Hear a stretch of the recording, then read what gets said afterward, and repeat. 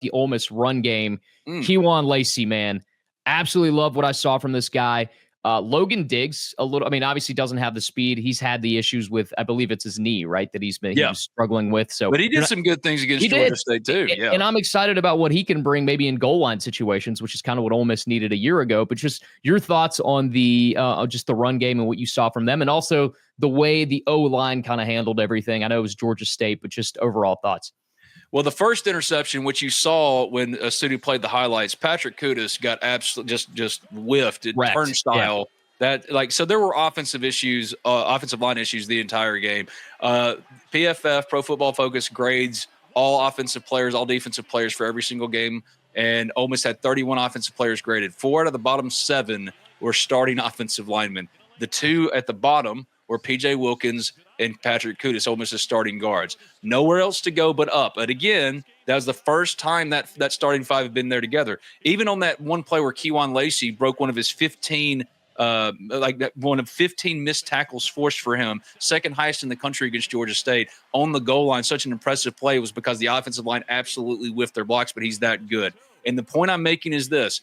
I am not convinced that as of right this minute heading into Kentucky, that Kewan Lacy, even with Austin Simmons, Harrison Wallace, Caden Lee hadn't even come on yet. I mean, right. Caden Lee, there's only one ball. The amount of weapons at wide receiver and tight end are nasty. Yeah, it's by far the deepest collection of pass catchers Lane Kiffin has ever had in his 6 years at Ole Miss. Right. And despite that, I'm not sure that Kewan Lacy isn't the best offensive player for Ole Miss right now. And he offers something that Jackson Dart did not have. Last year, Ole Miss dropped 3 games, all by combined 9 points. Most of it had to do with offensive incompetency, specifically in running the ball.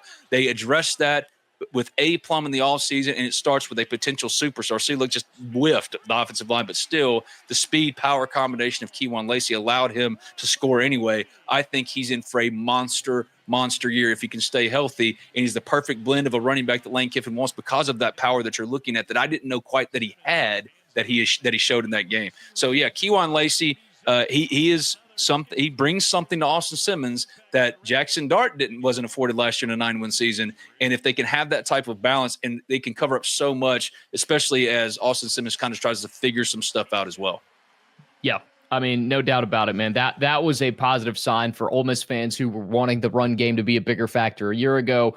We'll never figure out quite what's true from the politics of all of it, even though Ben Garrett definitely tried, and I try to do my best from Atlanta to help him figure it out. Right.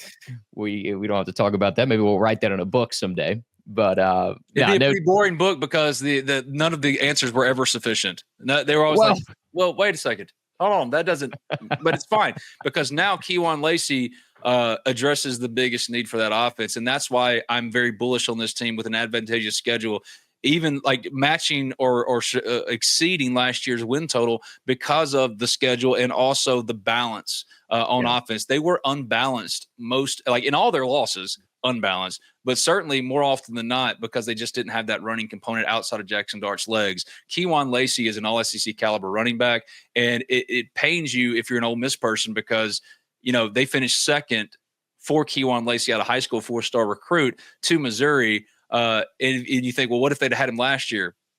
Yeah. But ifs and buts, candies and nuts, he's a part of Ole Miss now, and he's going to be probably the best friend of Austin Simmons this year because of the blend in the complementary nature he'll provide as Austin Simmons takes his lumps. Kewan Lacy and Daquan Wright. I mean, last week you stood here and you said, hey, this is an NFL tight end, which I didn't disagree with you. But, obviously Prescorn had a pretty big role a year ago when he was healthy. You didn't, what's Daquan going to look like? He's a freaking stud. Very excited about that.